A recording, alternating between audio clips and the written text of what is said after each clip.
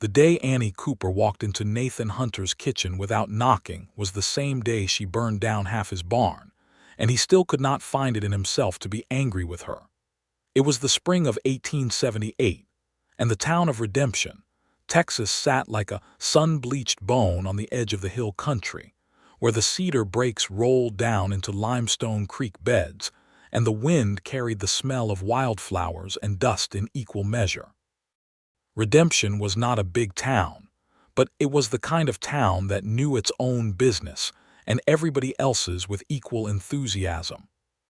There was a general store run by a widower named Clyde Patterson, a saloon that doubled as a hotel called the Dusty Rose, a church that smelled of cedar oil and old hymns, a livery stable, a blacksmith, and a scattering of homesteads fanning out from the main road like the spokes of a wheel that had seen better days. Nathan Hunter's ranch sat 3 miles east of town on a stretch of land that he had built from raw scrub over 14 years. He was 34 years old, broad through the shoulders, with hands that looked like they had been carved from the same limestone that ran through the creek at the edge of his property. His hair was the dark brown of creek water after rain, and his eyes were the particular gray-green of sage at dusk, the kind of color that changed depending on the light and his mood. He had a jaw that rarely moved for unnecessary conversation, a reputation for being fair but remote, and a kitchen that no one in Redemption had entered for 3 years. The kitchen was the center of the house his father had built and his own hands had enlarged. It had a cast iron stove that had cost more than a good horse, wide plank floors that he kept swept, a pine table with 4 chairs that he never filled, and a window above the wash basin that looked out over the eastern pasture toward the creek. He cooked his own meals there, simple things, beans and salt pork and cornbread, and whatever wild game he brought in during the week. He was not a bad cook, but he cooked the way a man does when cooking is purely a matter of survival rather than pleasure, efficiently and without joy, eating alone in the silence he had grown so used to that he no longer noticed it as silence but merely as the shape of his days. 3 years prior, his wife Clara had packed her things into a carpet bag on a Tuesday morning in April while Nathan was out riding the south fence line, and she had left a note on that same pine table that said she was sorry, that she loved him, that she was not built for this life, and that she had gone to her sister in San Antonio. He had read the note twice, folded it carefully, put it in the top drawer of the dresser in the bedroom, and had not read it again. He had not gone after her. He had not written to her sister's address. He had not spoken of it to anyone in Redemption, not even Doc Hale, who was the closest thing Nathan had to a friend. He had simply continued doing what he had always done, which was to work the land, keep the cattle, ride the fences, and come home each evening to a kitchen that held the ghost of every meal Clara had ever cooked there, and the specific absence that ghosts create. The people of Redemption had tried in the first months to breach that kitchen. The preacher's wife had arrived with a pie. Nathan had thanked her at the door and eaten the pie alone on the porch.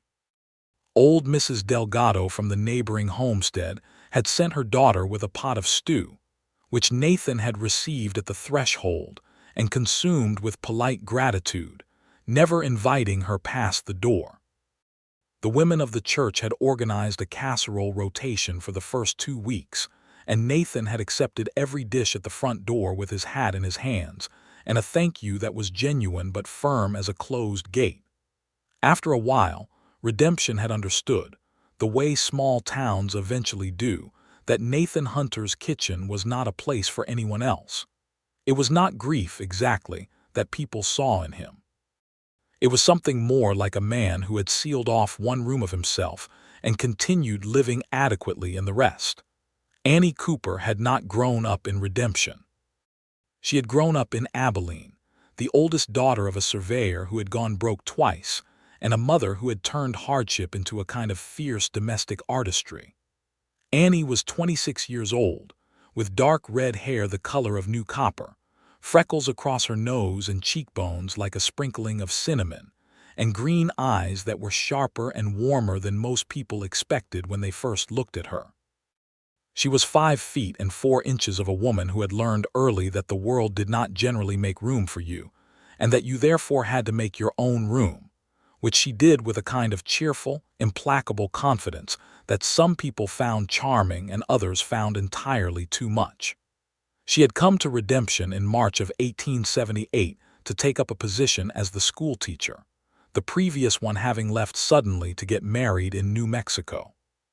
She had answered the advertisement in the Abilene newspaper, had written to the school committee, had received a letter of engagement from Clyde Patterson, who served on the committee, and had arrived on the stagecoach on a blustery Thursday afternoon with 2 large trunks, a crate of books, and a brown mare named Biscuit, who had followed the stage from the last stop in a deal Annie had arranged with a horse trader. She had taken a room above the Dusty Rose, which was the only room available in town, and had set about establishing herself with the focused energy of a woman who knew how to put down roots quickly. She met Nathan Hunter for the first time at the general store, 6 days after her arrival. She was trying to purchase chalk for the schoolroom, and he was collecting a supply order, and they had both reached for the same small crate of writing slates at the same moment. Their hands had touched briefly, and she had looked up at him with those copper-bright eyes and said, "I suspect you do not need writing slates as badly as I do." He had looked at her for a moment with an expression she could not quite read, handed over the slates without comment, and gone back to reviewing his supply list. It was not unfriendly, exactly. It was simply contained, the way a winter creek is contained, everything moving steadily underneath a surface that showed very little. She thought about him for 2 days afterward for no particular reason she could name. The barn fire happened in early April, 3 weeks into Annie's time in Redemption.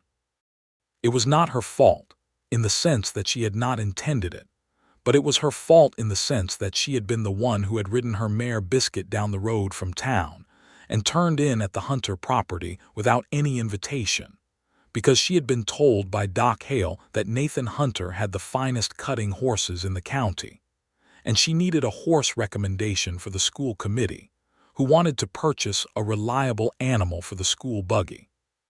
She had arrived to find the ranch quiet, Nathan presumably out in the far pastures, and she had tied Biscuit at the post and gone toward the barn to see if anyone was about.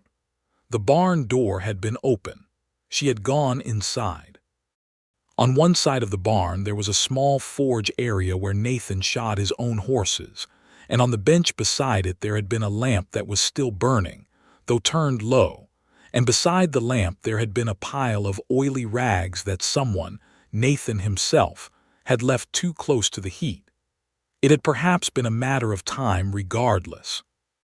But when Annie accidentally knocked against the bench while trying to see better in the dim interior, the lamp had gone over, and within 30 seconds the oily rags were burning merrily, and within 3 minutes a section of the dry timber wall and the hay stored behind the stall partition was well and truly alight.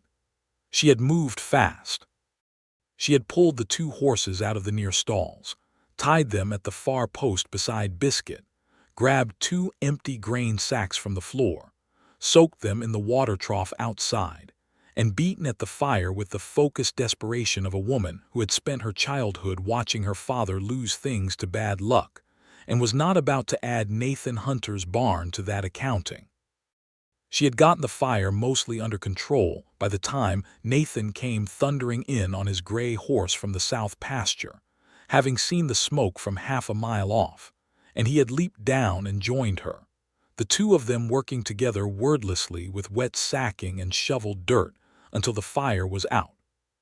What was left was a burned-out section of the west wall, about 15 feet wide, and a ruined hay storage, and 2 fairly hysterical horses, and Annie Cooper standing in Nathan's barnyard covered in soot and smelling of smoke with her copper hair coming down from its pins, and her green eyes steady with a combination of guilt and determination that he had not seen on anyone in some years. He had stood looking at her for a long moment. Then he had looked at the barn. Then he had looked back at her. "I am sorry," she said. "I turned over your lamp. I came in without permission and I turned over your lamp and I set your barn on fire and I am genuinely, completely sorry." He had rubbed the back of his neck with his hand, looked at the sky briefly as though asking a question of it, and then said, "Are you hurt?" She had looked surprised. "No, the horses are not hurt. No, I got them out first." He had nodded slowly. "Then it is a barn wall and hay. Those can be replaced." She had stared at him as though waiting for the rest of it, the anger, the lecture, the demand for compensation, but none of it had come. He had simply begun unhitching the horses to settle them, and she had found herself standing there with soot on her face, and a feeling she could not entirely identify, which was the particular warmth of being treated with grace when you expected blame. "I will help you rebuild it," she said. "I will pay for the materials." "Schoolteachers do not make enough to pay for barn materials," he said, without looking up from the horse's harness. "I will find a way," she said stubbornly. He had looked at her then fully with those gray-green eyes, and there had been something in that look that was not quite a smile but was related to one. "Come inside," he said. "I will put water on." He had meant the house. He had meant the kitchen. She had followed him through the back door without thinking about it, the way you follow someone when you are shaken and guilty and grateful, without stopping to consider that you are walking into a place that a whole town knew was closed. She had walked straight into Nathan Hunter's kitchen and sat down at his pine table without being specifically invited, and he had not stopped her. He had put water on the stove, and she had looked around the kitchen the way she looked at everything, with frank and open interest. It was a clean kitchen, well ordered, with a good stove and a nice window, and it had the particular quality of a space that was used but not inhabited, maintained but not loved. There were no herbs hanging from the rafters, no crockery on the table, no smell of anything cooking. It was a kitchen that had retreated from itself. She had noticed it, and she had filed it away, and she had said nothing about it, which perhaps was the beginning of things. They drank coffee at his pine table that afternoon, Nathan Hunter and Annie Cooper, sitting across from each other in the April light that came through the window above the wash basin. And she had told him about Abilene and her father's surveys and her mother's cooking, and he had listened in that way he had, not passive but attentive, like a man who had stopped talking but not stopped paying attention. And she had asked him about the ranch, and he had told her about the cattle and the creek bottom and the horses, and for a while the kitchen had seemed less empty, though neither of them remarked on it. When she left, she had walked her mare back to town and thought about Nathan Hunter's gray-green eyes and the way he had said, "Those can be replaced," about his own burned barn wall without a trace of self-pity. Over the following weeks, she came back. Not immediately, not so quickly that it seemed calculated, but gradually, in the way that some things grow when conditions are right. The first time she came back it was to bring lumber money which she had scraped together by offering piano lessons on the saloon's upright piano 2 evenings a week. Nathan had looked at the money she put on his porch railing and said, "That is not enough for the lumber." "I know," she said. "It is the first installment." He had looked at her for a long moment and then he had said, "The barn raising is on Saturday. The neighbors are coming to help. You could come." So she had gone to the barn raising, and she had worked beside Nathan and his neighbors all day, handing up boards and passing nails and carrying water, and eventually feeding everyone from a pot of stew she had made and brought in the back of a wagon, which she had set up in the yard, not in his kitchen. She was careful about that. She had recognized, in the way she recognized most things, that the kitchen was something specific, and that entering it once as a soot-covered accident was different from marching back in by presumption. The stew had been extraordinary. Nathan had eaten 2 bowls of it without comment, but she had noticed him eat them, and she had noticed that he looked out once across the yard to where she was ladling for old man Creevy and his sons, and she had pretended not to notice. That was the first Saturday in May. In the middle of May, she came back because she had found an injured hawk on the road near his property, and she had carried it the rest of the way to his gate because she thought he might know what to do with it. He had taken the bird with a careful confidence and set the wing, and they had stood in the yard for an hour with the hawk between them, and he had told her, without looking up from his work, that his father had taught him how to handle injured animals, that his father had been patient in ways Nathan was not sure he had inherited. It was the most he had said about himself in one stretch, and she had listened with her full attention in a way that he later found himself thinking about in the evenings. She came back again in late May because her mare Biscuit had thrown a shoe, and Nathan was known to be a fine farrier. He shod the horse without charging her, and she sat on the fence rail watching him work, and they talked about the school and the children she was teaching, including the Garza twins who were brilliant and unruly in equal measure, and Pete Willoughby's boy who was 8 and could barely read, but who understood every mathematical concept Annie put in front of him with an instinct that made her excited in the way that teachers get excited about children who surprise them. Nathan listened to all of this with his hands on Biscuit's hoof and his eyes, occasionally moving to Annie's face on the fence rail, and he thought that she was the first person he had known who talked about other people's children with the kind of warmth that did not require performance.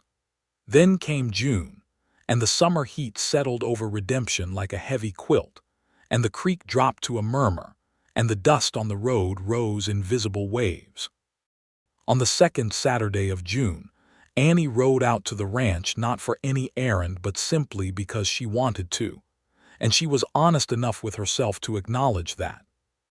Nathan was at the forge in the barn, working on a piece of iron for a gate hinge, and he looked up when she rode in, and there was something in his face before he had time to compose it, a quick quality of gladness that she stored very carefully in her chest without mentioning it. They walked the creek together that afternoon, talking, and not talking in the alternating way of people who have become comfortable enough with each other to allow silence without anxiety.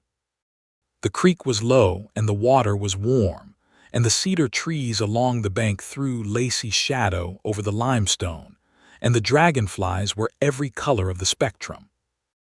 At one point the path narrowed and she had stepped on a wet rock and slipped, and his hand had come out and caught her elbow with a sureness that was entirely reflexive, and they had both gone very still for a moment, his hand on her arm and her face upturned toward his, closer than they had been before, close enough that she could see the exact texture of the scar through his left eyebrow, which she had wondered about.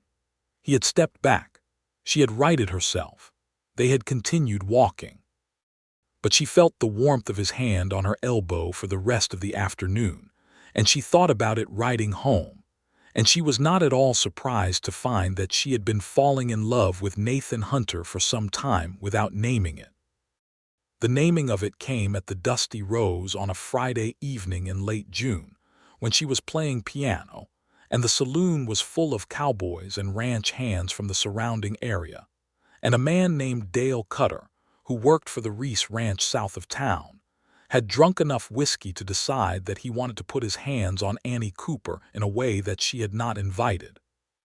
He had come up behind her at the piano and said something close to her ear that made her go rigid with distaste, and she had been in the process of formulating a response that would handle it cleanly when Nathan Hunter had appeared from across the room in the way that large, quiet men sometimes appear when the moment requires it, not rushing, not shouting, simply placing himself between Annie and Dale Cutter with a physical presence that communicated everything without needing words.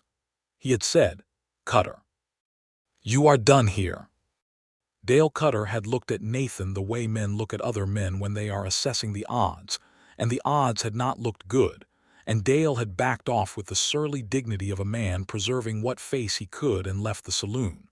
Nathan had turned to Annie, and she had looked up at him, and something passed between them that had no convenient name but was entirely clear to both of them. "Thank you," she said quietly. "Are you all right?" he said. "Yes." He had stood there for another moment, as though not entirely sure what to do with himself, and then he had said, "I will see you safely home." He had walked her up the outside stairs to her room above the saloon, and they had stood on the narrow landing for a long moment, and she had thought he was going to say something, and then he had not, and he had gone back down the stairs with his hat in his hand and his back to her, and she had gone inside and stood against the door and thought that she had never in her life been in love with a man who so thoroughly did not know what to do about it.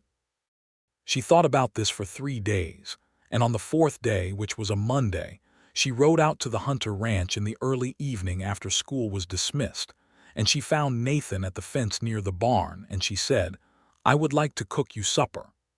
He had gone still in the way he sometimes did, a particular stillness that she had learned was not coldness, but rather the way he processed things that mattered.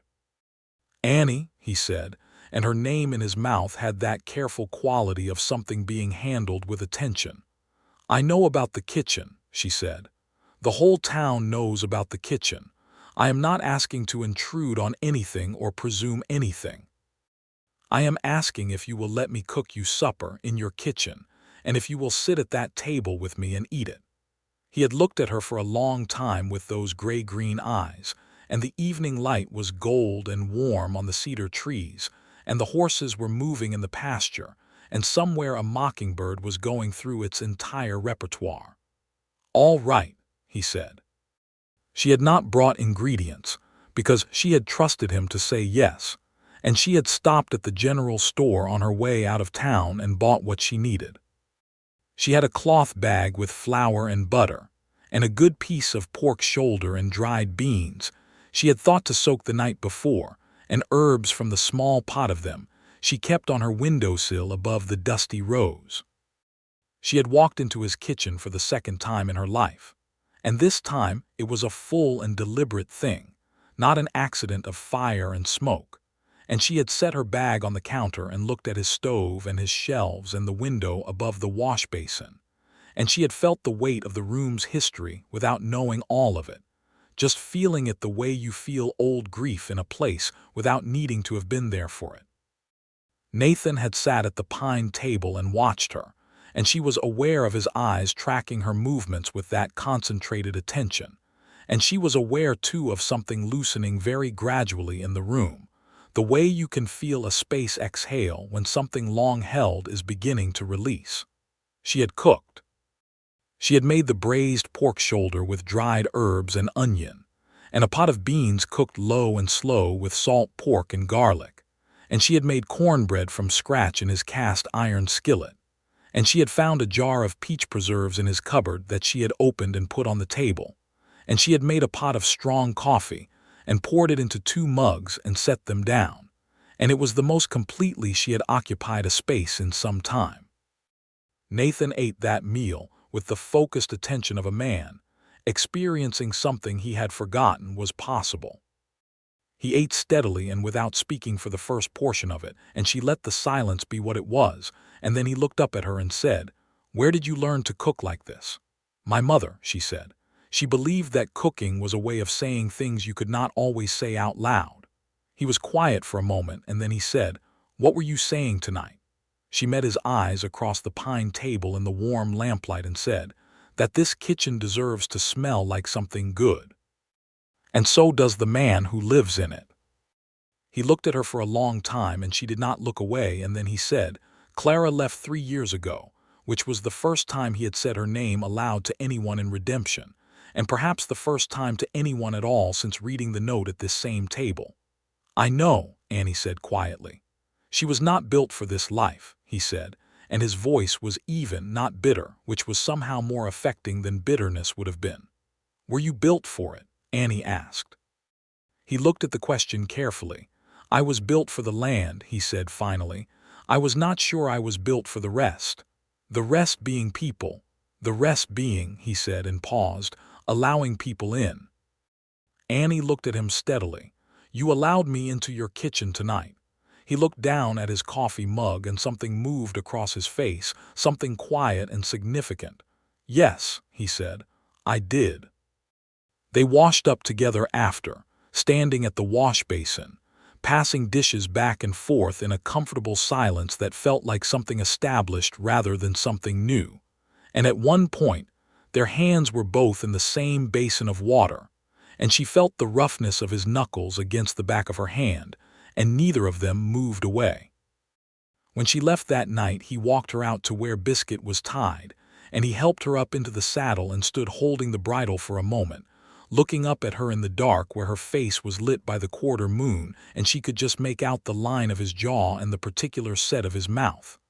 "Come back Thursday," he said. "To cook," she said. "To whatever you want," he said. She rode home through the warm June dark feeling something in her chest that was full and bright and not entirely comfortable. The way real happiness often is when you first allow yourself to feel it, slightly too large for the space it occupies, requiring that you expand to contain it. She came back on Thursday and on the following Monday and on the Saturday after that. She cooked some of those times, and some of those times they sat on the porch, and she did not cook, and they watched the evening come down over the cedar breaks together. She learned the names of his horses and the particular quirks of his cattle, and the way the creek behaved in different weather. He learned the names of her students and the details of her mother's kitchen in Abilene, and the fact that she had once wanted to be a botanist before she had become a teacher instead. And he asked her questions about plants with a genuine curiosity that surprised her. One evening in late July, he showed her his father's tools in the barn, laid out in their old leather roll the way his father had kept them, and he told her about his father with a directness and warmth that she recognized as trust.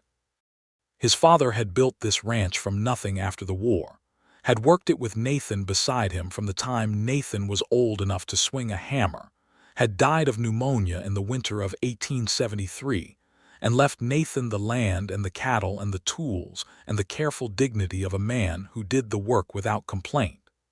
Nathan had not spoken much of his father to anyone, and she understood this without being told. In return, she told him about her own mother's death, which had come suddenly 2 years before Annie had come to redemption, a fever in the night in August, and how the loss of her mother had been the thing that had finally untethered her from Abilene and set her looking at the advertisement for a schoolteacher in a town she had never heard of in the hill country. "I needed somewhere new," she said. "Somewhere that was mine entirely, without everything already being attached to a memory." He nodded slowly at this, and she thought he understood it differently than most people would, understood it from the inside. One evening in August she arrived to find Nathan at the table with a face that was darker than usual, a held-back quality that she had learned to read. She set her things down and put the coffee on and sat across from him and waited. "The bank in Fredericksburg wants more on the note," he said. "There was a dry year last year and the cattle prices are down and I am short of what they want by October." She looked at him. "How short?" he told her. It was a significant number, but not an insurmountable one if managed correctly. "Have you talked to Doc Hale?" she said. "No. Nathan," she said. "The man has been trying to be your friend for 3 years. Let him." He looked at her with that complicated expression she had come to know, the one that was partly stubbornness and partly something younger and more vulnerable underneath. "I am not good at asking for help." "No," she said pleasantly. "You are genuinely terrible at it, which is unfortunate because you are very good at most other things." He looked startled, and then something that was entirely a smile crossed his face for the first time that she had seen it complete and unguarded, and it changed his whole face, made him look younger and softer and so unexpectedly beautiful that she felt her breath move differently for a moment. "Are you always this direct?" he said. "Always," she said. "My mother said it was my worst quality." "I do not think it is your worst quality," he said. "What is my worst quality?" she said. He considered this seriously. "You do not knock," he said. She laughed, full and genuine, and his smile stayed, and they looked at each other across the pine table in the lamplight for a moment that was entirely different from all the previous moments, charged with something that they were both clearly aware of. She helped him work out the figures that evening, and in the morning he spoke to Doc Hale, who turned out to have a simple and practical suggestion involving a partial sale of the South pasture that Nathan had not wanted to consider, but which made sound financial sense, and which Doc Hale offered with the cheerful practicality of a man who had been waiting to be useful. Nathan took the suggestion without excessive pride, which she thought was growth, and told her so, and he had looked at her with those gray-green eyes and said, "You are changing things." "Is that all right?" she said. He was quiet for a moment. "Yes," he said, "it is all right." It was a hot Sunday in the last days of August when things shifted fully and finally between them, though the shift had been building so long and so steadily that it was less a sudden thing than a culmination. The way a creek that has been rising for days finally reaches the bank and moves. Annie had come out on Sunday morning after church, which she attended faithfully, and Nathan attended occasionally, and she had found him in the east pasture working on a water trough that had developed a leak. She had brought food in her bag, and she had put it in his kitchen and come back out to the pasture and helped him carry the heavier boards without being asked. They had worked together in the Sunday heat for 2 hours, communicating in the shorthand they had developed, and when the trough was repaired, they had both gone to the water pump and Nathan had worked the handle, and she had held her hands under the cold water, and he had worked the handle again for himself, and they had stood there cooling their faces in the Sunday heat in the shade of the cedar tree by the pump. She had looked up at him, her face damp and her copper hair coming loose in the heat the way it always did, and he had been looking at her with an expression she had not seen on him before, open and direct, and without any of the usual careful management. And she thought, in the way you think things that have been true for some time when you finally look at them directly, that she was entirely in love with this quiet, complicated, generous man who had burned barn walls and banks notes and dead kitchens behind him, and was standing in a cedar tree's shade looking at her like she was something that had arrived unexpectedly and turned out to be exactly necessary. "Annie," he said, and her name in his mouth had everything in it. "Yes," she said before he had finished the sentence, which was perhaps the most direct she had ever been, and that was saying something.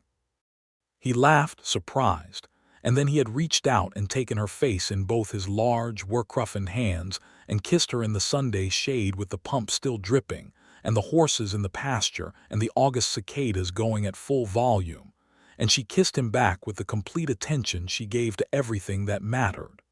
When they stepped back from each other, the world looked the same and felt entirely different. "I have been trying to say that for some time," he said.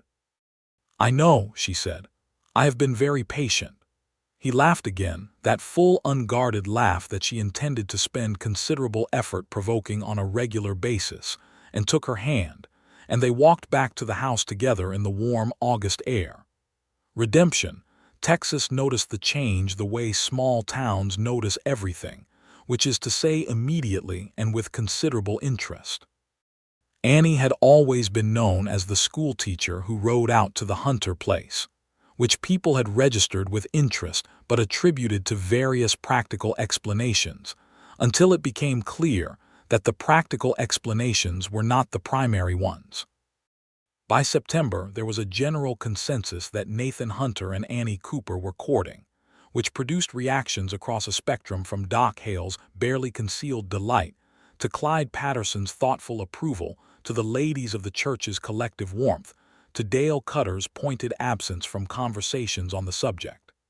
Nathan was not a demonstrative man in public, but he was a consistent one, and consistency, in Annie's experience, was worth more than demonstration. He was at the church door when Sunday service let out. He rode beside her buggy when she went to the general store. He came to hear her piano playing at the Dusty Rose on Friday evenings and sat at the end of the bar with his coffee and watched her with an expression that the whole saloon could read even if he apparently did not notice them reading it.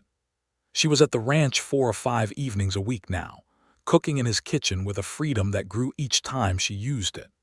She had begun keeping her herbs there, a small row of clay pots on the windowsill above the wash basin, and he had not moved them. She had put a braided rug under the table that she had bought at the general store, and he had looked at it and said nothing and not removed it. She had hung dried sage from one of the rafters because it smelled good and kept certain insects at bay, and he had looked up at it one evening and said, "It smells different in here." "Better or worse?" she said. "Better," he said, without hesitation, which told her several things. The kitchen came back to itself over those months in September and October of 1878, filled again with the smell of food, and the sound of two people moving around each other, and the pine table had coffee cups and bread, and the occasional wildflower she brought in from the roadside, and the stove was used for more than purely functional meals. She made things she had learned from her mother, dishes that had memory in them, and Nathan ate them with an appreciation that was not merely about hunger. And they talked across that table about everything and nothing, and the particular everythings that matter between two people who are becoming known to each other. October was golden and warm in the hill country, the way hill country autumns are, the sumac going red along the creek banks and the pecan trees heavy with nuts, and the air carrying the first suggestion of cool after the long summer. Nathan drove her to Fredericksburg in the wagon one Saturday to see the German settlement there, which she had wanted to see since arriving in the area, and they had walked through the town together with a comfortable easiness, looking at the bakeries and the hardware and the Methodist church. And a German woman outside the bakery had looked at them and said something to Nathan in German, and he had looked faintly embarrassed, and Annie had said, "What did she say?" And he had said, "She said we look like we belong together." And Annie had looked up at him and said, "The woman has excellent perception." And he had stopped right there on the Fredericksburg street and kissed her, which she did not think happened often in Fredericksburg, but the German woman had clapped her hands, and that had been that. Coming home in the wagon through the golden October afternoon, Annie sitting beside him on the bench with his arm around her against the chill of the air, she had said, "I do not want to go back to the room above the saloon." He had kept his eyes on the road and the horses for a moment, and then he had said, "Then do not." She had looked at him. That is a considerable statement. He had looked at her then, steady and clear and entirely serious. "Annie Cooper," he said, "I am asking you to marry me. I am doing it badly and without a ring and in a wagon, which is not how it should be done, but I have been thinking about little else for 3 months, and I am a man who, when he is sure of something, does not see the benefit of extended delay." She had looked at him for a moment, this serious, quiet, steady man with his gray-green eyes and his work-hardened hands and his kitchen that smelled of sage and was slowly coming back to life, and she had said, "Yes, Nathan Hunter, I will marry you, and you are doing it exactly right."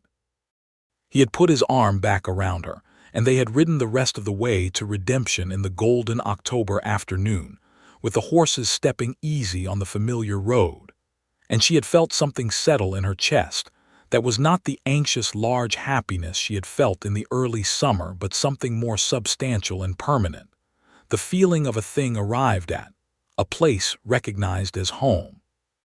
Doc Hale's reaction to the engagement news was to produce a bottle of very good bourbon from somewhere in his examining room and insist on a toast right there among the medical supplies, which Annie found entirely appropriate.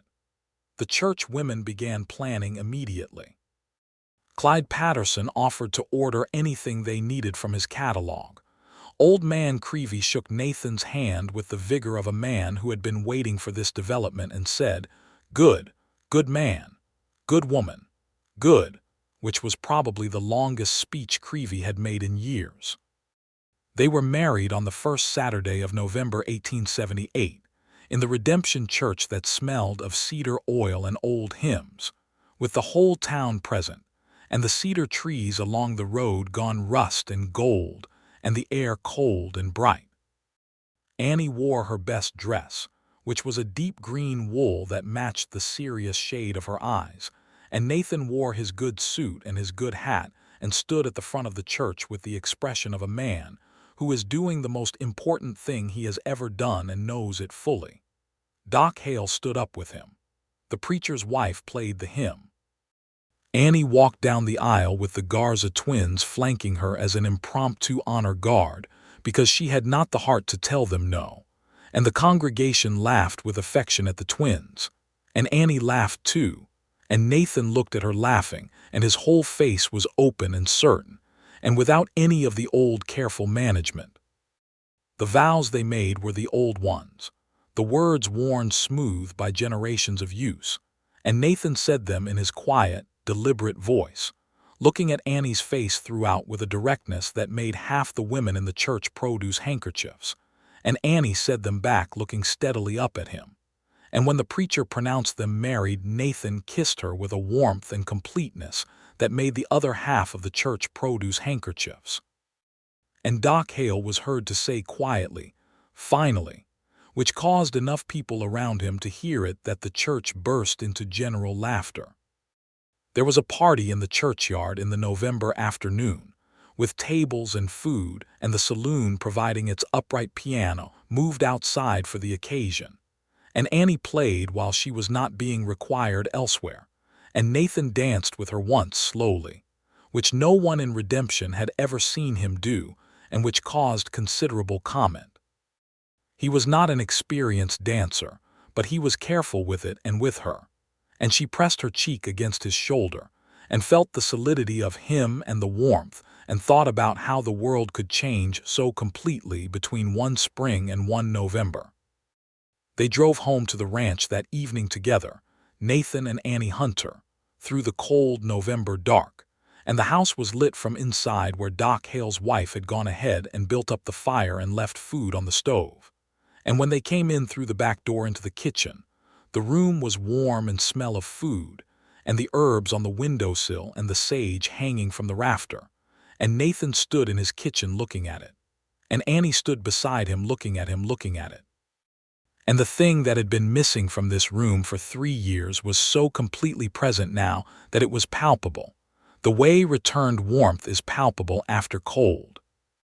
He put his arm around her and she leaned into his side, and they stood in the kitchen doorway looking at the warm room, and he said, without knowing he was going to say it, "Thank you for coming in without permission." She looked up at him, and her eyes were bright, and she said, "Thank you for letting me." He kissed her temple, and she turned toward him, and he held her in his kitchen in the November dark, and outside the cedar trees moved in the wind off the hills, and the horses were settled in the repaired barn, and the creek murmured low over the limestone, and it was enough. It was more than enough. The winter that followed was the kind of winter that makes the hill country beautiful in a way that summer does not. Clear, cold days with blue skies like polished metal, and nights where the stars were enormous, and the fire in the hearth was the center of everything.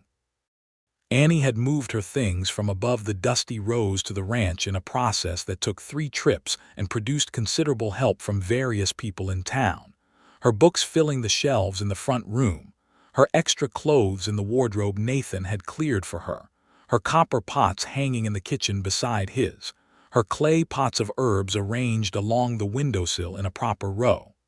She continued to teach school.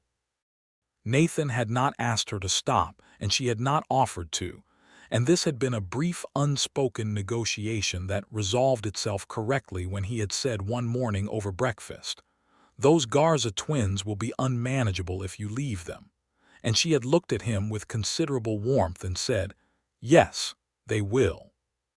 She rode to the school in town on her mare Biscuit each weekday morning, and returned each afternoon to the ranch, and she fell into the rhythm of the ranch life with the same practical adaptability she brought to everything, learning the patterns of the cattle and the schedule of the seasons, and the way Nathan organized the work, not adapting herself to fit around him, but fitting together with him, the way 2 pieces of something fit together when they are correctly shaped for each other.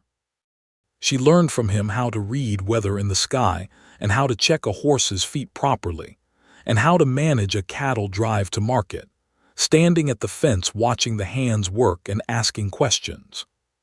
He learned from her how to notice things, the way she noticed people and their needs, and the small signals that she read in his students and his neighbors and in him, and how to ask for help before the need became a crisis, which was a skill he was working on with visible effort. They quarreled sometimes. They were 2 people with decided opinions, and the quarrels were genuine, specific, and usually resolved by the end of the evening, partly because Annie refused to go to sleep without resolution, which Nathan found initially frustrating and eventually recognized as one of the more valuable things about her. The quarrels never reached cruelty. They were both too clear-eyed for cruelty. Their arguments were about practical things: the management of the ranch finances, the wisdom of selling a particular group of cattle before or after market prices shifted, the question of whether the south fence could hold another season or needed replacing, the matter of Nathan's tendency to take on more physical work than was necessary when he was troubled about something instead of simply saying what was troubling him. That last one came up with some regularity. He was improving. There was, in the early spring of 1879, a matter that came to test them both in a way that nothing before had quite done. A man named Harlan Wise appeared in Redemption in March of that year, a land agent from Austin with paper credentials and a smooth manner, and an interest in the water rights along the creek that ran through Nathan's property. The creek, it turned out, was of considerable interest to a railroad surveyor's report that Wise was working from, as it represented a reliable water source along a proposed route, and Wise had been systematically acquiring those water rights from landowners in the area, some willingly and some less so. He came to the Hunter Ranch on a Thursday afternoon when Annie was in town at the school, and he made Nathan an offer for the water rights that was significant on paper, but which, Nathan quickly recognized, would in practical terms mean that he could not reliably water his cattle from his own creek without the railroad's permission. He had told Wise that he would consider it, meaning that he would not consider it at all, and Wise had left with a confidence that Nathan had found troubling. When Annie came home that evening, Nathan had told her about Wise with a brevity that was partly how he always spoke, and partly the held-back quality she associated with things that genuinely worried him. She had listened to the full account of the conversation, and then she had said, "What are the other landowners along the creek doing?" He had not known exactly. He had assumed they were each dealing with it separately, as people in this country tended to do. She had gone to see Doc Hale the next morning before school, and to Old Man Creevy and the Garza family at their ranch, and 2 other neighbors along the creek bottom, and she had organized them in the way she organized the school board and the church committees, and every other group of people she had ever needed to move in the same direction, which was by asking clear questions and listening carefully and finding the common ground, and then making it obvious. By Saturday, she had arranged a meeting at the Hunter Ranch of every landowner along that creek, 7 families in total, and they had sat in Nathan's front room and front porch, and talked it through, and they had collectively agreed to refuse the water rights sale, and to hire a land attorney in Fredericksburg to formalize their collective position. Nathan had watched his wife work that meeting from across the room with an expression that Doc Hale later described to his wife as a man looking at a sunrise for the first time and not sure his face has the right equipment for it. Wise had not been pleased when he received the collective refusal. He had come back to the Hunter Ranch on a Tuesday when Annie was again in town, and he had shifted from smooth to something less pleasant, suggesting that there were ways to bring pressure on the matter, that the railroad had friends in Austin, that Nathan might find things more difficult if he persisted in this position. Nathan had looked at the man across his porch railing with the even, level regard that he turned on things that required patience and said, "You are welcome to speak with our attorney in Fredericksburg. You are not welcome on this property again."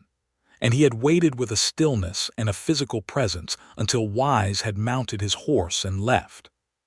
He had told Annie about it that evening, and she had listened, and then she had said, "Did it feel like a threat?" "It felt like a man discovering that the ground he expected was not there," Nathan said. She had nodded slowly. "Good." The attorney in Fredericksburg had handled the rest. The water rights had remained with the landowners. The railroad had eventually found a different route, which the attorney said had been likely from the beginning, that Wise had been a speculator hoping to buy cheaply and sell high.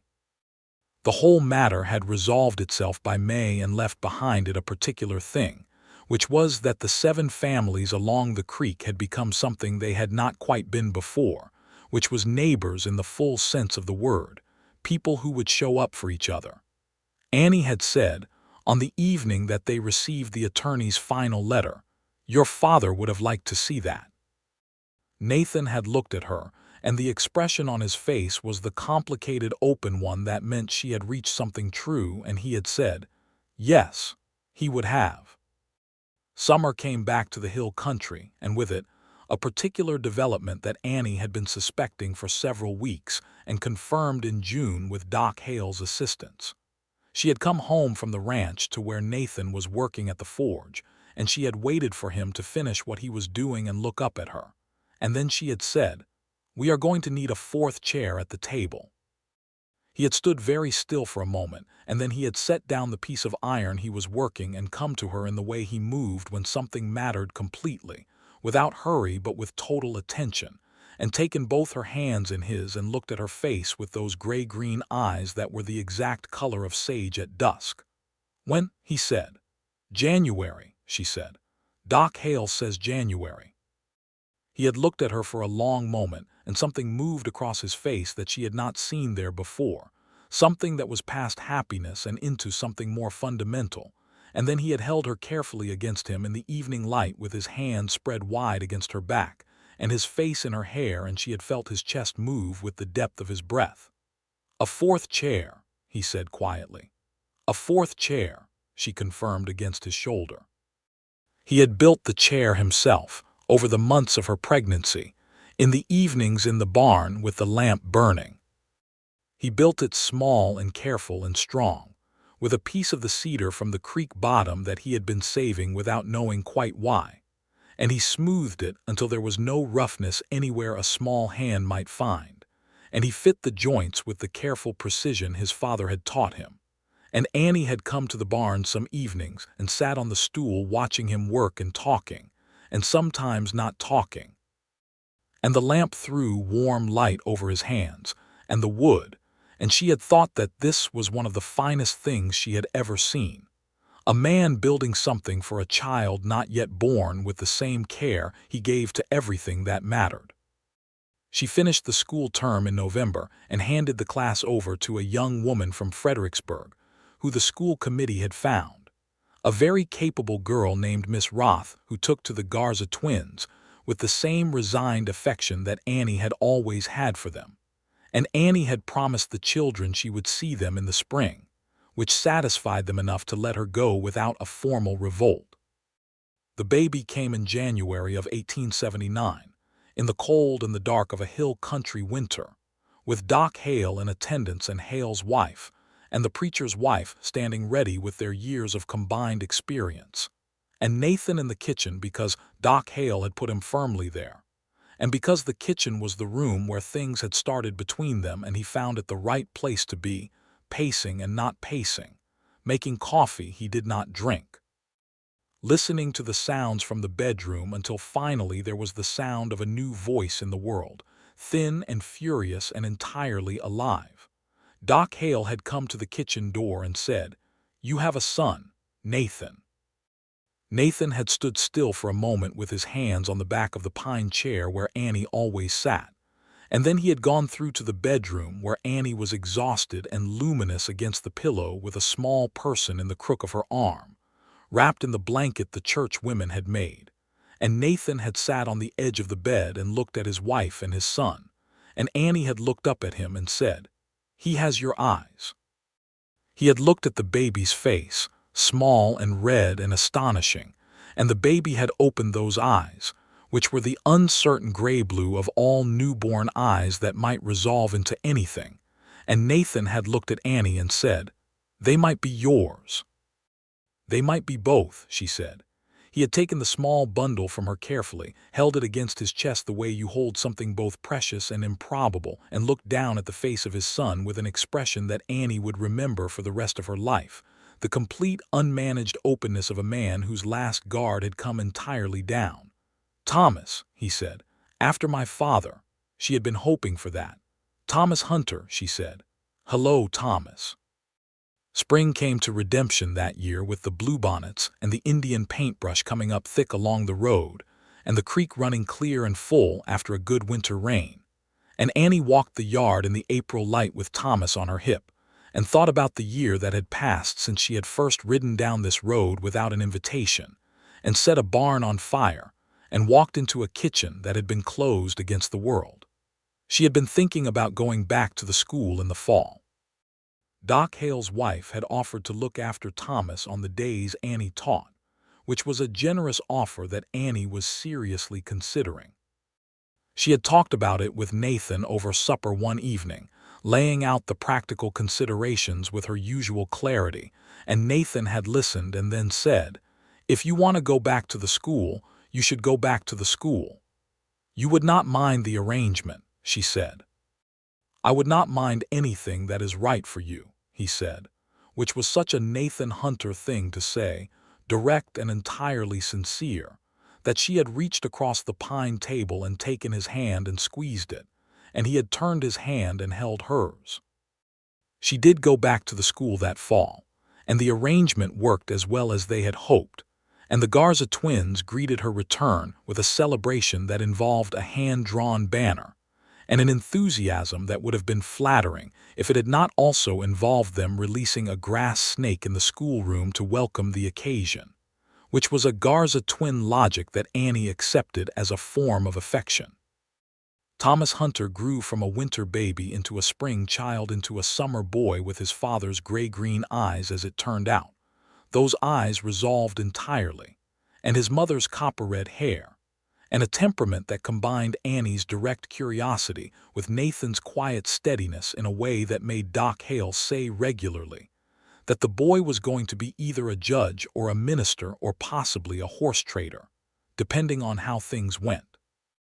He was walking by the time the pecan trees flowered again, lurching around the kitchen with the determined inaccuracy of a person discovering locomotion, grabbing at the table legs and the chair rungs and occasionally the hem of Annie's skirt, and Nathan would come in from the evening work and find them both on the kitchen floor, Annie with her back against the cabinet and Thomas in her lap pointing at things and requiring their names. And Nathan would sit down on the floor too, because some things are more important than the chair. They expanded the house in the summer of 1880, adding 2 rooms to the east side with the help of the neighbors who arrived with their tools and their families and their opinions on the best way to square a corner. And the addition of the rooms made the house something different from what it had been, something that was growing in the way that houses grow when they are lived in fully and with intent.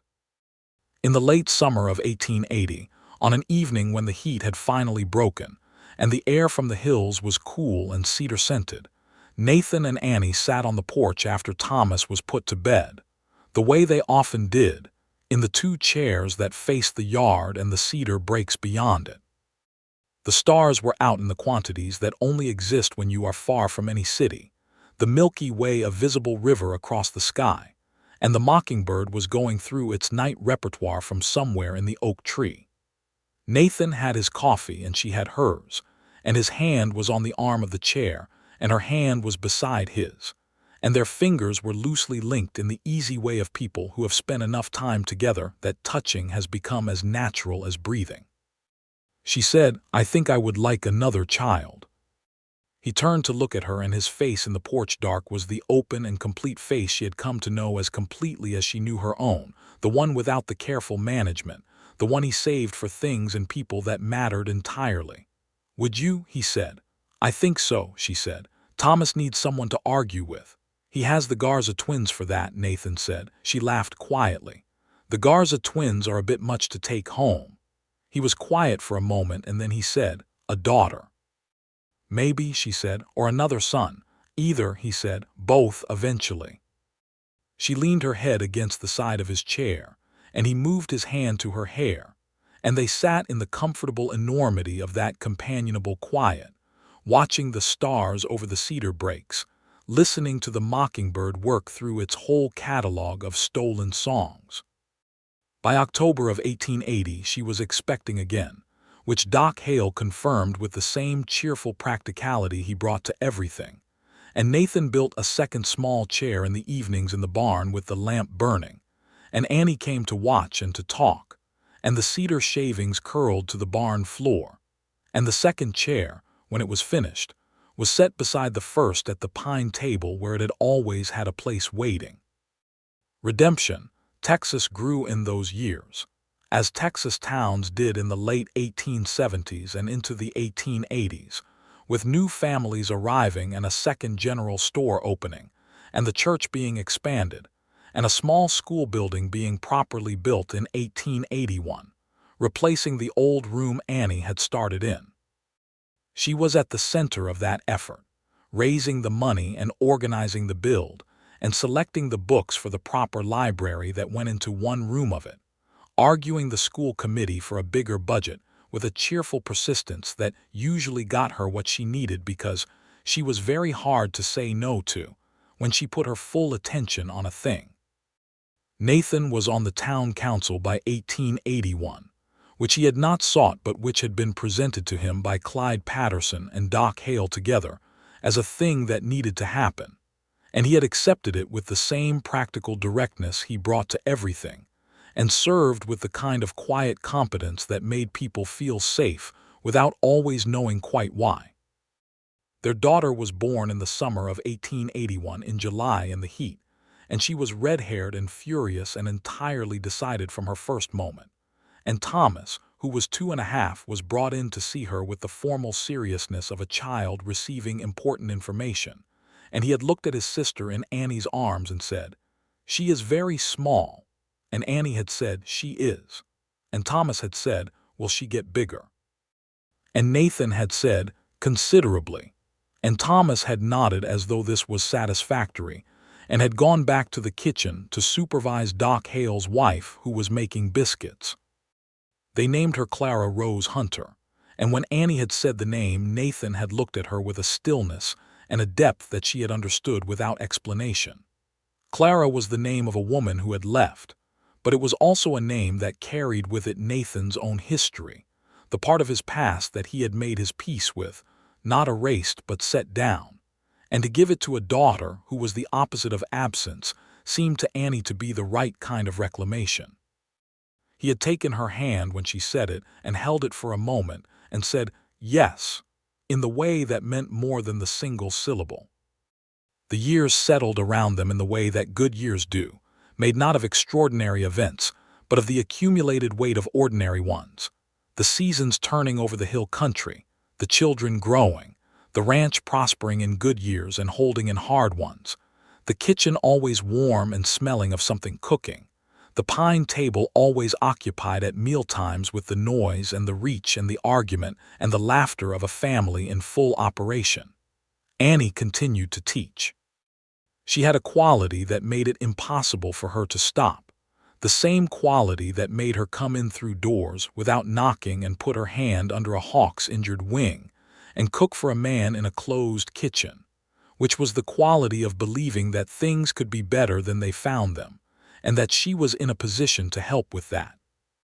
There was a morning in the fall of 1882, a clear October morning with the sumac going red along the creek, when Nathan came in from the early work to find the kitchen exactly as it always was at that hour. Annie at the stove with the baby on her hip and Thomas at the table with his schoolwork and the coffee on, and the biscuits already done, and the smell of the herbs on the windowsill mixing with the wood smoke, and the morning air through the open door. He stood in the doorway for a moment, just standing, and Annie looked over at him from the stove with those copper-bright eyes and said, "You look like a man trying to memorize something." "I am," he said. She tilted her head. That precise look she had that meant she was looking past the surface of a thing. "What are you memorizing?"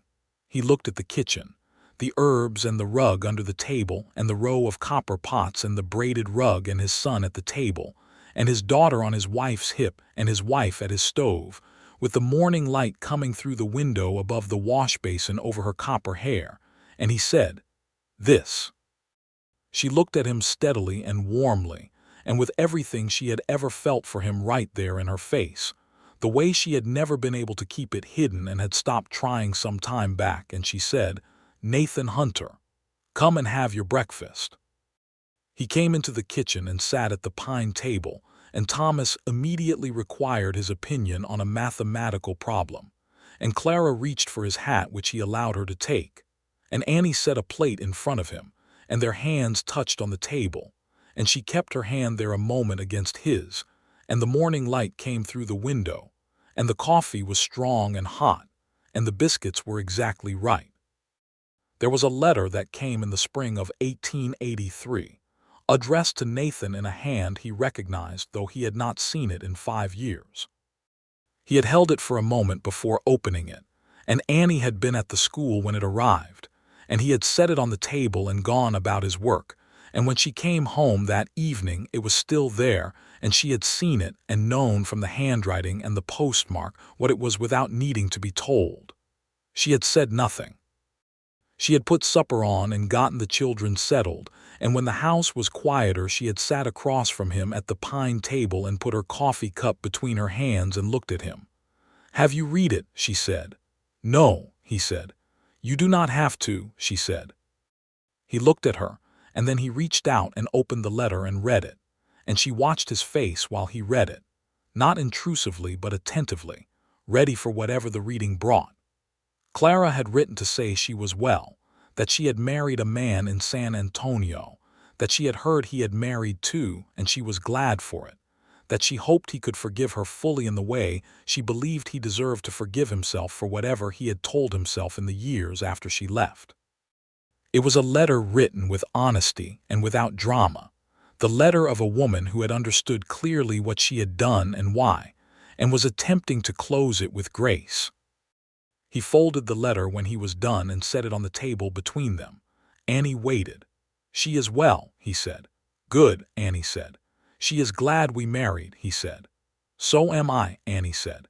He looked at her, and the corner of his mouth moved in the way it did before the full smile, and then the full smile came, and she felt, as she always felt seeing it, that it was something given to her in particular, that smile, something he had grown back and given to her. He put out his hand on the table and she put hers in it. "So am I," he said.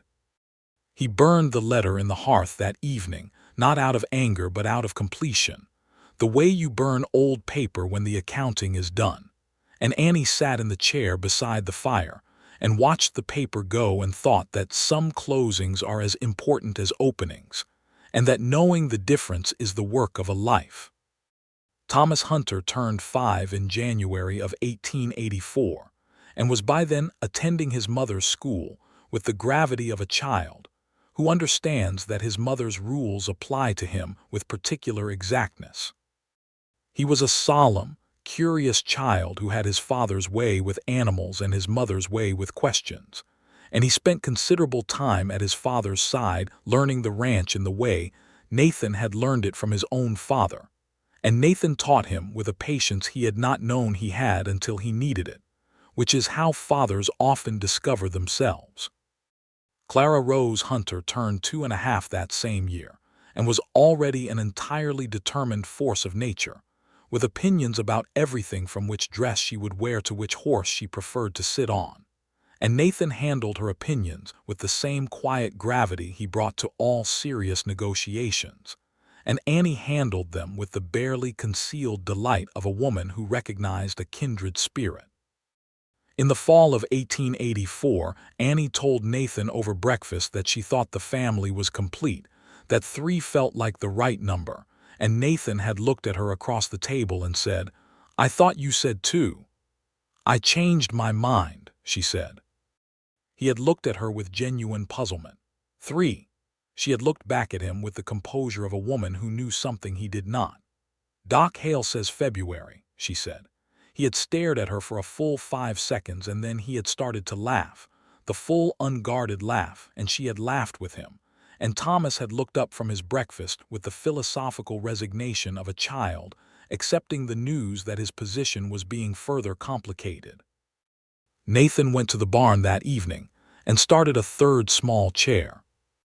The 3rd child was another boy, born in February of 1885 in the cold and the firelight, and they named him James William Hunter, after Annie's father, whose name was William, and whose surveys had taken him all over Texas, though he had never made it quite this far south. James William arrived with an appetite and a set of lungs that suggested he intended to make his presence thoroughly felt, and Clara Rose took one look at him and said, "Mine," which the family took as a good sign regarding sibling relationships and a somewhat concerning sign regarding her general approach to the world. By the spring of 1885, the Hunter Ranch had 3 children, a repaired and enlarged barn, a house with 2 additional rooms, a row of herb pots on the kitchen windowsill, a braided rug under the pine table that had been replaced twice as the first and second wore out, an extended fence line along the south pasture, a steady income from cattle, and from the cutting horses that Nathan had continued to develop into a minor specialty, and a kitchen that was never empty. Nathan rode the east fence line one morning that April, as he had done 1,000 mornings before, and he stopped at the top of the limestone ridge where you could see down into the creek bottom and across to the far pasture, and back over his shoulder to the house, where a thread of smoke rose from the kitchen chimney in the cool April air. He could see Annie in the yard with James on her hip, and Clara running ahead of her toward the chicken coop, with the focused determination that characterized everything Clara did. And the morning light was doing what morning light does in the hill country in April, which is making everything the color of gold and promise. He thought about the note on the pine table and the empty kitchen and the years before the barn fire, and the woman who had walked in without knocking with soot on her face, and an expression of complete, undefensive accountability. He thought about the Monday evening she had stood at his door with a cloth bag and said, "I want to cook you supper." He thought about the pine table with 2 cups of coffee and the herbs on the windowsill and the braided rug and all the meals since. The way a kitchen becomes a house, and a house becomes a home by increments you cannot name while they are happening, but can see clearly in the rear view of years. He turned his horse and rode back down the ridge toward the house where the smoke was rising, and the morning was bright, and everything was, in the most real and permanent sense, entirely as it should be. Annie looked up from the yard and saw him coming, and she raised a hand in the morning light, and he raised his back and she smiled. And he thought that of all the things he had built with these hands, of all the fences and chairs and rooms and additions, the finest thing he had ever made was the decision to let her all the way in. Not just into the kitchen, though the kitchen had been the beginning, into the whole of it. Into the land and the seasons and the daily work, and the evenings on the porch, and the grief he had carried alone too long, and the joy that had turned out to require company to fully become itself.